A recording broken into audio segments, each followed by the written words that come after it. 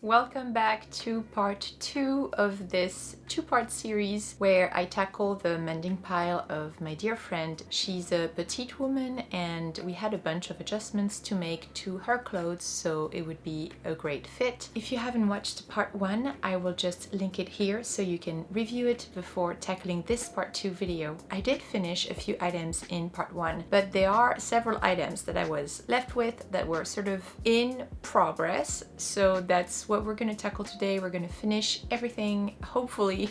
So I'm just going to show you the current state of things, and if you can tell, the items are behind me on my bed. It's very messy, but I guess it only gets worse before it gets better, right? You would think that my windows are open because the background noise is insane, but no, I'm sorry, it's closed. Does make it difficult to film, but I am determined to finish this mending pile. Let's do it. In part 1, you would have seen that I finished these two items and I'm very pleased with the result. I also finished hemming this beautiful skirt with a baby hem and this wrap skirt that also needed to be shortened. And for this one, I used the serger and I stitched a rolled hem, and I'm super happy with the result. I serged these shorts and I now need to iron the hem and hand stitch the hem so that it is invisible, just like the original hem was.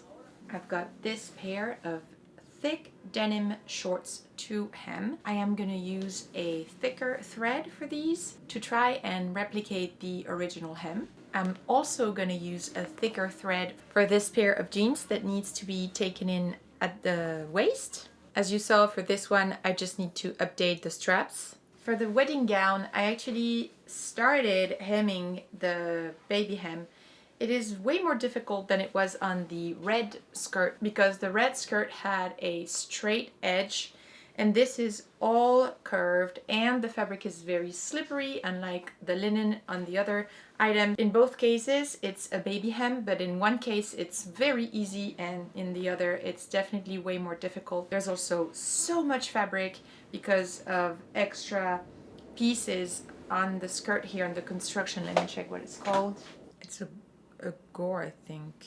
Skirt gores. The combination of the fabric being slippery, the baby hem itself being smaller because it's a thinner fabric, the fact that the hem is on a curve and not straight, and the fact that it has all of these gores makes it very tedious compared to the red linen skirt. That's okay, I'm gonna take my time and make it as neat as possible. And since I'll be using some black thread, might as well add another bonus item, and that's a pair of pants for myself. I found it at a clothing swap recently and I shared all of my finds in a previous video that I will link here, so you can check it out. One of the hem of this pair was undone, so I'm just gonna very quickly actually, this one is hand stitched, so I guess, no, it's not.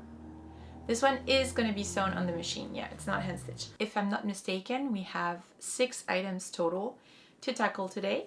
It is now 2:40, so just like last time, we'll see what I can manage. I'm really hoping to finish everything today and be able to share this video with you tomorrow after I'm done editing. So wish me luck and let's get started. I'm actually gonna start with an easy item, so it will give me motivation because that's a quick, very quick work, is to hem the second leg of this pant. I'm gonna get my ironing board first, do my ironing because it will be way easier.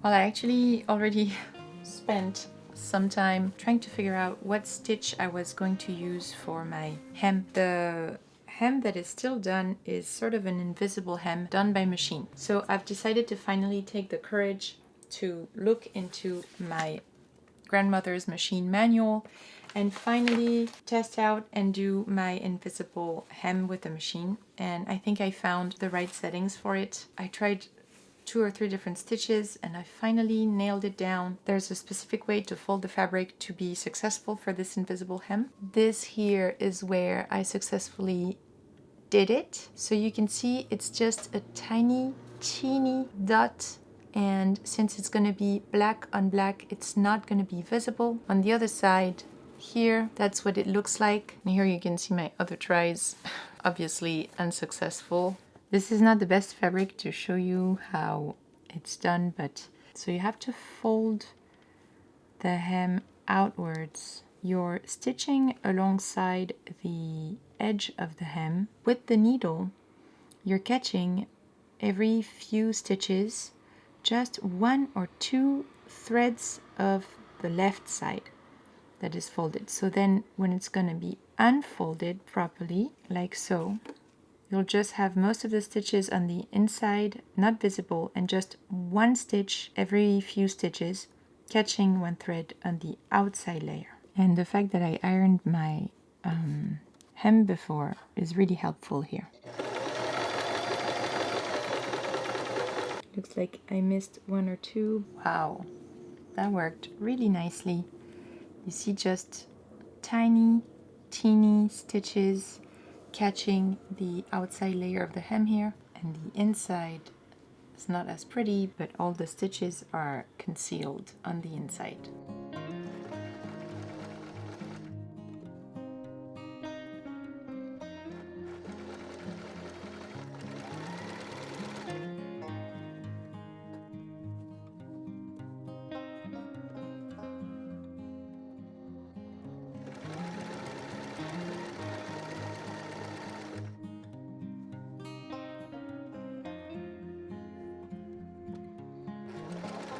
That was a difficult hem, guys. I had so many seams to go over. The problem is that when you reach a seam perpendicular, there's not going to have enough space for the seam to go inside of the baby hem foot. So I did my best. There are some imperfections on this hem, but with the ironing and the fact that it's a very long gown, I don't think anyone is actually going to notice. The imperfections are mostly on the inside of the hem. I also checked the original hem, and I can tell you it had a lot of imperfections as well.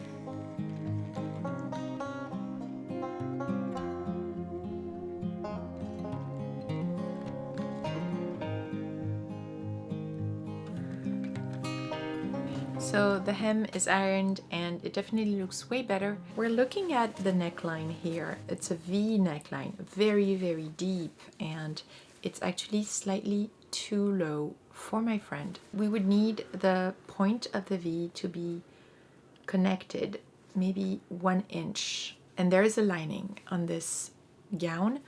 I'm gonna go inside in between the layers and sew the point of the V closed. So we're looking at the inside. On my right hand is the lining, on my left hand is the fashion fabric. This is the point of the V. I am going to sew 1 inch up along the current seams that connect the lining and the fashion fabric. I might do a double pass. I want this to be sturdy as there is some stress on this point of the garment specifically, as it's a fitted garment. When we pinned it on my friend, there was definitely some stress on that area. What I fear would happen happened. So the problem with just closing alongside the seam is that it's puckering here. Well, you're essentially sewing a mini dart by closing a V shape. So if I want this puckering to disappear, I'm gonna have to undo this and re-sew, but this time sort of take in a little bit of the end, so that way it's at least sitting a little flatter, because otherwise this is what it's gonna look like with excess fabric here. It took me a few tries, but the final result is pretty good. You see, there's almost zero puckering. This is what it looks like from the front. The stitch here, as you can see, is going on a slight curve to avoid puckering. I'm just going to tie a knot at the end of my sort of dart, I guess. Since the neckline is very, very low, it's not that visible that extra seam here because it's so low on the bust. For my two denim items here, I am gonna load my sewing machine with the thick thread I was telling you about. This one is a little too bright, but this one is definitely a good match, and both of these threads are thick, so I'm gonna put thick threads on both sides. So I need to make a bobbin. Oh, I already have one. Amazing. Now I obviously need to adjust the tension of my bobbin here because it's such a thick thread that the tension here needs to be loosened. Otherwise, this is too much. I have a denim needle, so I'm gonna use that. It is denim 100. As always, I want to redo my original hem.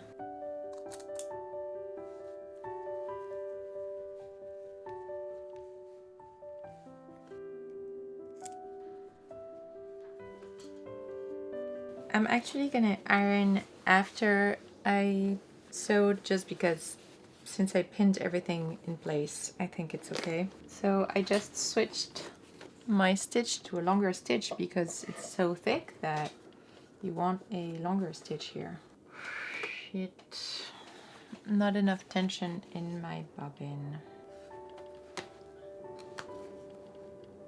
I think I'm gonna sew from the top side because even though I adjusted the tension, it still looks better on the top side. I can feel where the hem is with my fingers. I use this because this part here is so thick that it's gonna help going over by lifting the presser foot. I'm also probably gonna go manually for the few stitches here so I don't destroy my sewing machine. Here we go.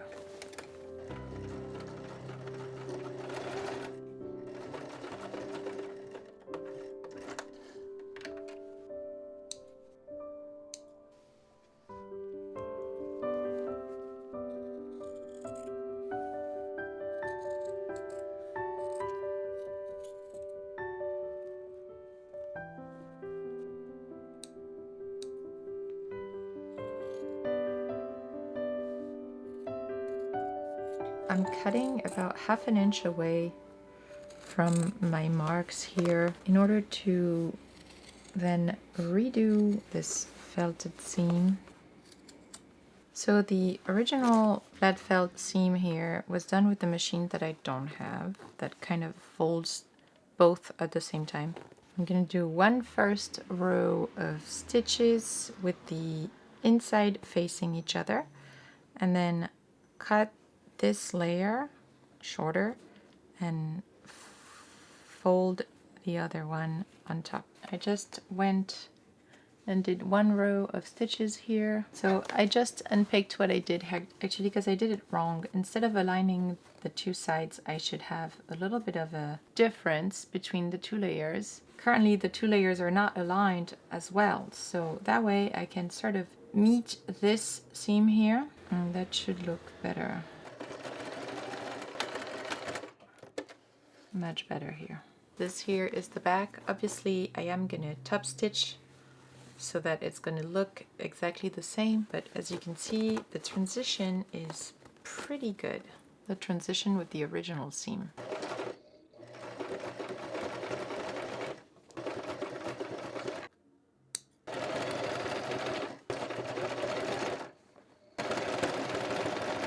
That looks pretty good to me. There's a front panel and an inside panel for the belt, basically these two sewn together. What I'm gonna do is I'm gonna sew the outside panel back together and then cut the excess. Just sew this. For the inside panel, I couldn't sew it the same way, so I just overlapped the two ends and zigzag stitched the side that it was overlapping. Once all of the excess is removed, I'm just gonna go along the top and the bottom, and that will reconnect the belt together. I just sewed this portion here. That looks pretty good to me. All done. All I'm left with is to hand stitch the beautiful pair of bright yellow linen shorts, and I did not have fabric to recreate straps for this bustier top. Luckily, as we're getting even closer to cooler days, my friend was definitely not in a hurry to get this item back. Thank you guys so much for hanging out with me for another mending pile video. I want to make sure I will see you in my next video, so please hit that subscribe button. If you could share this video with a dear friend of yours who's also into sewing, home decor, and organization content, that would definitely make my day. Your help is so valuable to keep me going. Thank you so much for your support, and I will see you in my next one. Bye guys!